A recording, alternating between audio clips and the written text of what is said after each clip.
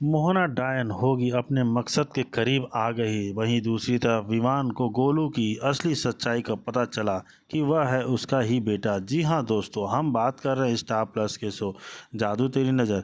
अगर आप इस चैनल पर नए हैं तो इसे सब्सक्राइब कर दीजिए, साथ ही बेल आइकन दबाना ना भूलें। वीडियो अच्छा लगे तो इसे लाइक ज़रूर कीजिएगा। चलिए आगे बढ़ते हैं दोस्तों। एपिसोड की शुरुआत उर्वी द्वारा गौरी के सामने विवान का हाथ थामने हुए होती है। जैसे ही वह उन्हें साथ देखती है, विवान के साथ उसके अतीत की यादें उसके दिमाग में आने लगती हैं। वे प्यारे पल जो उन्होंने कभी साझा किया था। यह दृश्य उसके लिए बहुत दर्दनाक होता जाता है और वह चुपचाप वहां से चली जाने का फैसला करती है। अपनी आंखों के सामने जो कुछ भी हो रहा है उसे सहन नहीं कर पाती है। इस बीच शारदा विवान से कहती है कि वह आगे बढ़े और सगाई का संकेत देते हुए उर्वी को अंगूठी दे देती है। जैसे ही वह आगे बढ़ने वाला होता है, गोलू अप्रत्याशित रूप से प्रवेश करता है और विवान रुक जाता है। पूरा माहौल बदल जाता है। वह गौरी गोलू की जानी पहचानी खुशी भरी आवाज़ सुनती है। हर कोई आश्चर्य से बादल जाता है, खासकर उर्वी जिसे गोलू के आने की उम्मीद नहीं थी। अचानक कुछ अजीब होता है। गोलू हवा में तैरने लगता है जिससे सभी हैरान हो जाते हैं। अर्जुन उसे पकड़ने की कोशिश करता है लेकिन वह उस तक नहीं पहुंच पाता। गोलू ऊर्जा से चमकते हुए ऊपर उठता रहता है। उर्वी यह नज़ारा देखकर खुश होती है लेकिन गौरी के लिए यह पल बहुत भारी हो जाता है। अपने बच्चे को खतरे में देखकर उसकी भावनाएं बाहर निकल आती हैं। गोलू के लिए रोते हुए उसकी आवाज़ कांपती है जिससे सभी हैरान रह जाते हैं कि वह अभी भी जीवित है और मौजूद है। इसी समय एक चौंकाने वाला सच सामने आता है। विवान को पता चलता है कि गोलू उसका बेटा है। यह एहसास उसे बहुत अंदर तक झकझोर देता है। गरीब गोलू को पकड़ने के लिए आगे बढ़ती है। वह पूरी तरह से मातृत्व के दृढ़ संकल्प से भरी होती है। जैसे ही वह गोलू को अपने पास रखती है, उर्वी अचानक हरकत में आती है और मदद के लिए बेटी को बुलाती है। बेटी आती है और अपनी शक्तियों का इस्तेमाल करके सभी को कुछ समय के लिए रोक देती है। वह ध्यान भटकाने के लिए ज़ोर ज़ोर से चिल्लाना शुरू कर देती है जिसमें कमरे में मौजूद सभी लोग परेशान हो जाते हैं। इस अराजकता का फ़ायदा उठाते हुए उर्वी सुनहरी और बैठी गोलू के करीब आने की कोशिश करते हैं। जैसे ही वे उसे दूर ले जाने की कोशिश करते हैं, गोलू एक रहस्यमय ऊर्जा क्षेत्र में गिर जाता है जिसे नक्षत्र के रूप में जाना जाता है। उनके प्रयासों के बावजूद बैठी और सुनहरी अपनी योजना को अंजाम देने के लिए दृढ़ संकल्पित रहते हैं और चालाकी से गोलू को अपने साथ ले जाने की कोशिश करते हैं। बाद में गौरी घबराकर उठती है। उसे पता चलता है कि गोलू गायब है। वह घर के चारों ओर खोजती है और फर्श पर केवल चौक का निशान पाती है जिसका दिल बैठ जाता है। विवान भी जाग जाता है और उसकी तलाश में शामिल हो जाता है। चिंता और डर से घबराकर गौरी रोने लगती है। विवान उसे दिलासा देने की कोशिश करता है, उसे भरोसा दिलाता है कि वह गोलू को सुरक्षित वापस लाने के लिए हर संभव कोशिश करेगा। गौरी बताती है कि रहस्यमयी प्राणी गोलू के पीछे इसलिए पड़े हैं क्योंकि उसके पास विशेष शक्ति है। अगर वह उसे पकड़ने में सफल हो जाते हैं तो मोहना तो इतने ताकत मिल जाएगी कि वह और भी शक्तिशाली बन जाएगी। यह विचार गौरी को डराता है और वह फूट फूट कर रोने लगता है। परिवार उसके इर्द गिर्द इकट्ठा हो जाता है और उसे भावनात्मक सहारा देता है, ताकत देता है कि वो गोलू को कुछ नहीं होगा। इस बीच गोलू बैठी और सुनहरी के साथ जो उसे रो शांत करने की कोशिश कर रहे हैं। गोलू लगातार रो रहा है और सुनहरी को लगता है कि उसे भूख लगी होगी। वह बेटी से कहती है कि गोलू केवल दूध पीता है। हालांकि यह जब सुनहरी हताश में अपनी आवाज़ उठाती है तो गोलू अप्रत्याशित तरीके से प्रतिक्रिया करता है। उसका हाव भाव बदल जाता है और वह असामान्य ताकत दिखाने लगता है। चौंक कर सुनहरी और बैठी पीछे हट जाते हैं क्योंकि गोलू की ऊर्जा उन्हें कुछ पल के लिए हिला देती है।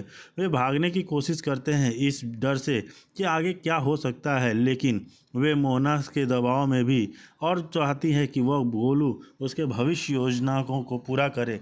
एक अन्य दृश्य में मोहना पर पानी भरे कमरे में बाहर निकलती है। उसे लगता है कि उसकी शक्ति में वृद्धि का समय निकट है। जैसे ही गोलू अपने संयम को पुनः प्राप्त करता है, मोहना आश्वस्त महसूस करती है। उसे विश्वास होता है कि जल्द ही वह प्राप्त करेगी जो वह लंबे समय से चाहती थी। गोलू की ऊर्जा स्थिर हो जाती है लेकिन माहौल तनावपूर्ण बना रहता है। घर वापस आकर शारदा हताश गौरी को दिलासा देती है कि विमान और हर्ष और अर्जुन के साथ गोलू की खोज करने के लिए बाहर जाने की तैयारी करता है। वे जो भी सामान आते हैं उसे उसका सामना करने के लिए तैयार है। हालांकि नानी एक गहरी चिंता व्यक्त करती है, कहती है कि गोलू को ढूंढना आसान नहीं हो सकता है। उसे ले जाने वाले प्राणियों के पास उनकी पहुंच से परे शक्तियां हैं और कोई भी साधारण खोज उसे वापस नहीं ला सकती है। हालांकि गौरी दृढ़ निश्चित है। वह विमान से कहती है कि उन्हें उम्मीद नहीं खोनी चाहिए।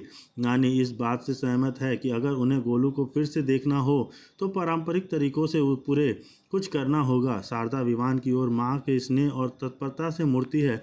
वह उसे याद दिलाती है कि गोलू सिर्फ गौरी का बेटा नहीं है, वह उसका बच्चा भी है, उसका पोता भी है। वह उसने विनती करती है कि वह गोलू को सुरक्षित घर वापस ले आए, उनके परिवार को फिर से बसाए और उनके बीच के संबंध को और गहना करे। आंखों में एक नए संकल्प के साथ विमान सिर हिलाता है। अपने बच्चे की खातिर आगे आने वाली किसी भी चुनौती का सामना करने के लिए वह तैयार होता है।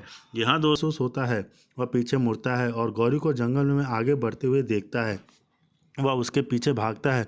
उसका दिल धड़क रहा होता है। नानी घबराकर गौरी को गोलू को छीनने वाली चमगादड़ जैसे जीव के बारे में बताती है। गौरी भयभीत होकर आसमान की ओर देखती है। इस बीच उर्वी विमान को रोकने की कोशिश करती है, उसे अदृश्य खतरों से आगाह करती है, लेकिन वह छूट जाता है। उसे एक काले जादू में फंसाने की कोशिश करती है, विफल हो जाती है। विमान गौरी में दिखाई देने वाली उम्मीद की किरण का पीछा करते हुए छायादार जंगल में गायब हो जाता है। बैठी ऊंची उड़ान भरती है। उसके पंख चांदनी धूम की जीते हुए निकल जाते हैं और उर्वी की चेतावनी गूंजती है, अगर गौरी उसे पकड़ लेती है तो सब कुछ खत्म हो जाएगा। गौरी कांपती हुई लेकिन उग्र अपना पवित्र धनुष खींचती है और आकाश की ओर निशाना साधती है, लेकिन डर उसे जकड़ लेता है। एक गलत निशाना गोलू को चोट पहुंचा सकता है। उसके हाथ कांपते हैं, जंगल में बुरे संकेत फुसफुसाते हैं, लेकिन नानी की आवाज़ उसके पीछे से उठती है, स्थिति और मजबूत एक। वह गौरी को बहादुरी बनने का खुद पर भरोसा करने के लिए कहती है। अपनी दादी की ताकत को अपने दिल में गूंजते हुए गौरी तीर को उड़ने देती है। तीर अंधेरे में चलता हुआ बेटी को मारता है, लपेटे उसके पंखों की घेर लेती है और वह चीखती है, एक जैसी आवाज़ जो खून जमा देती है। वह गोलू को अपने साथ लेकर आसमान से नीचे गिरती है और जंगल में छिपी एक भूतिया देखने वाले घर में जा गिरती है। नानी प्रार्थना में अपने हाथ जोड़ती है, जबकि गोलू गौरी की कहानियों को याद करते हुए भयानक सन्नाटे और चमकते अंगारों के बीच शांत रहता है। अंदर गौरी ठीक समय पर घर पहुंचती है, बैठी घायल लेकिन पराजित नहीं, उसे रोकने के लिए उठता है। गौरी हिचकिचाती नहीं है, वह गोलू को अपनी बाहों में खींचती है और उसे बचाती है। उसकी आंखों में क्रोध की ऐसी आग जल रही है जिसका मुकाबला कोई चुड़ैल नहीं कर सकती है। वह नानी से कहती है कि गोलू को लेकर भाग जाओ, यह लड़ाई अब उसकी है। बेटी ने हमला करने की तैयारी करते हुए हवा का झोंका आता है, लेकिन गौरी अपनी आग